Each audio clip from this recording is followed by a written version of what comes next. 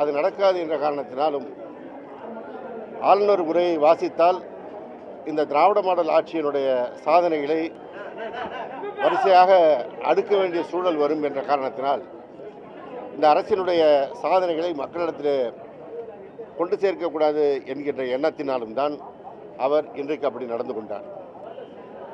59 பக்கத்திற்கு ஆளுநர் உரை தமிழ்நாடு அரசினுடைய மாண்புமிகு தமிழ்நாடு முதலமைச்சர் தளபதி அவருடைய ஆட்சியின் சாதனைகளை முழுவதும் வகிக்கின்ற வகையில் இருக்கிறது. அதை படிப்பதற்கு தயங்கி கொண்டுதான் இன்றைக்கு இந்த நாடகத்தை நடத்தியிருக்கின்றார். கடந்த முறை தமிழ்நாட்டின் தலைவர்களுடைய பெயரை சொல்லாமல் மறைத்தவர் இன்றைக்கு ஒட்டுமொத்தமாக இந்த ஆளுநர் உரையை புறக்கணித்து சென்றிருக்கின்றார். அதற்கு அவர் சொல்லியிருக்கின்ற காரணம், தேசிய கீதம் பாடப்படவில்லை, நான் ஏற்கனவே சொல்லியிருக்கிறேன் என்று சொல்கிறார். ஏதோ தேசபக்திக்கு ஒட்டுமொத்த குத்தகை அவர்தான் என்பது போல அவர் பேசுகிறார். தேசபக்தியில் தமிழ்நாட்டு மக்களை மிஞ்சி அவர் ஒன்றும் பெரிய ஆள் கிடையாது. இந்த தேசத்திற்காக தன்னூரை அர்ப்பணித்த தலைவர்கள் தமிழ்நாட்டிலிருந்து பலரும் தோன்றி சுதந்திர போராட்டத்தில் ஈடுபட்டு தங்கள் உயிரை அர்ப்பணித்திருக்கிறார்கள். இவருக்கு முன்பாக இருந்த ஆளுநர்கள் சுதந்திர போராட்டத்தில் ஈடுபட்டு அந்த போராட்டத்தின் காரணமாக தியாகி என்று அழைக்கப்படுகின்ற அளவிற்கானவர்களே ஆளுநர்களாக இருந்திருக்கிறார்கள். இன்னும் சொல்ல போனால் சுதந்திர போராட்டத்தில் ஈடுபட்டவர்கள் காங்கிரஸ் முதலமைச்சர்கள். அவர்கள் யார் இந்த கூற்றை முன்வைக்கவில்லை. ஏதோ தேசபக்தி பீரிட்டு வந்தது போல தேசிய கீதத்தை முதலில் பாட வேண்டும் என்று சொல்கிறார். இதுவரை எத்தனை ஆளுநர்கள் இருந்திருக்கிறார்கள், இதுவரை எத்தனை முதலமைச்சர்கள் இருந்திருக்கிறார்கள், அவர்களுக்கெல்லாம் இந்த எண்ணம் கிடையாதா? என்ன சொல்ல போனால் இவருக்கு முன்பாக அதிமுக ஆட்சியில் அவர்களும் பாஜகவும் எவ்வளவு அந்யோன்யமானவர்கள், அன்பானவர்கள்.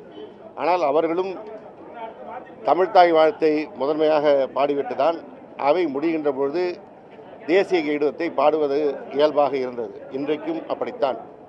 இன்றைக்கும் தமிழ்தாய் வாழ்த்து துவங்கி ஆளுநர் உரையை தமிழில் மாண்புமிகு அவைத்தலைவர் அவர்கள் வாசித்த பிறகு இறுதியாக தேசிய கீதம் பாடப்பட்டு அதற்கு மாண்புமிகு தமிழ்நாடு முதலமைச்சர் உள்பட அனைவரும் எழுந்து நின்று முறையாக மரியாதையாக அதற்கான மரியாதையை செலுத்தி தான் தேசிய கீதமும் இன்றைக்கு பாடப்பட்டிருக்கிறது.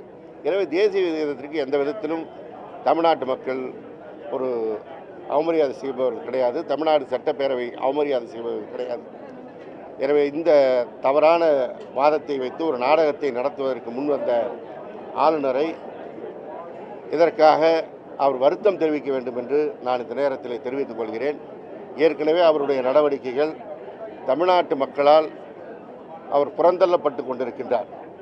பல்வேறு விஷயங்களில் அவர் தான் ஒரு நியமிக்கப்பட்ட ஆளுநர் என்பதை மறந்து ஏதோ தேர்ந்தெடுக்கப்பட்ட அரசாங்கத்தை விட தான் பெரியவர் என்கின்ற ஒரு சிந்தனையில் அவர் செயல்பட்டு கொண்டிருக்கின்றார். இதன் காரணமாகவே ஆளுநர் ரவியே வெளியேறு என்கின்ற ஒரு சூழலை அவர் அந்த ஒரு கோஷம் எழுகின்ற நிலையை அவர் ஏற்படுத்தி கொண்டிருக்கின்றார்.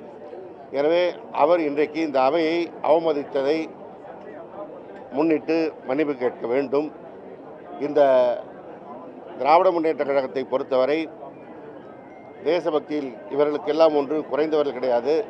எங்கள் முதல்வருக்கோ திராவிட முன்னேற்ற கழகத்திற்கோ பாடம் நடத்துகின்ற தகுதி இவருக்கு கிடையாது.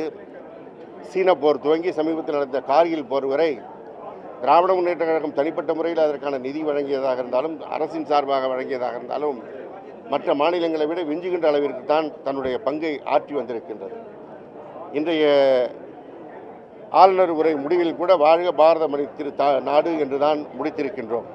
எனவே தேச ஒற்றுமையிலோ தேசபக்தியிலோ திராவிட முன்னேற்ற கழகத்திற்கு பாடம் நடத்துகிறேன் என்ற தோரணையில் இந்த அரசினுடைய சாதனைகளை மறைப்பதற்கான நடவடிக்கையிலோ அல்லது தமிழ்நாடு சட்டமன்றத்தை அவமதிக்கின்ற விதத்திலோ அவர் நடந்து கொண்டது சரியல்ல.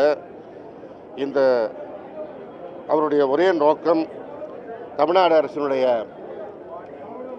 சாதனைகளை எடுத்துக் கூறக்கூடாது என்பதுதான்.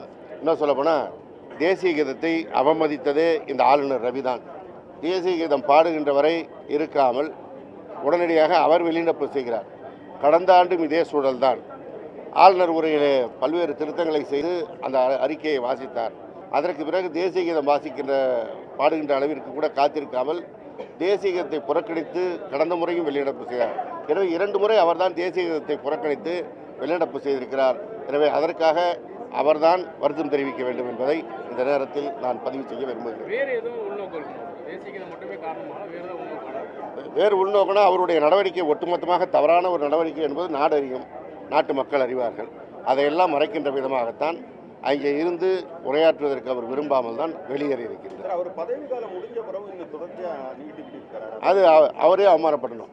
இந்த பதவி காலம் அவருக்கு நீட்டிப்பு வழங்கப்படவில்லை. இன்னும் சொல்லப்போனால்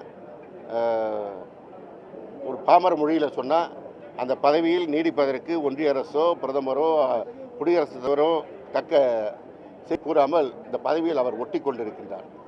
ஒட்டி கொண்டிருக்கின்ற ஒருவர் அதை அவமானமாக கருதி உடனடியாக வெளியேறுவதுதான் அவருக்கு அழகு, அவர் படித்த ஐபிஎஸ்ஸிற்கு அழகு.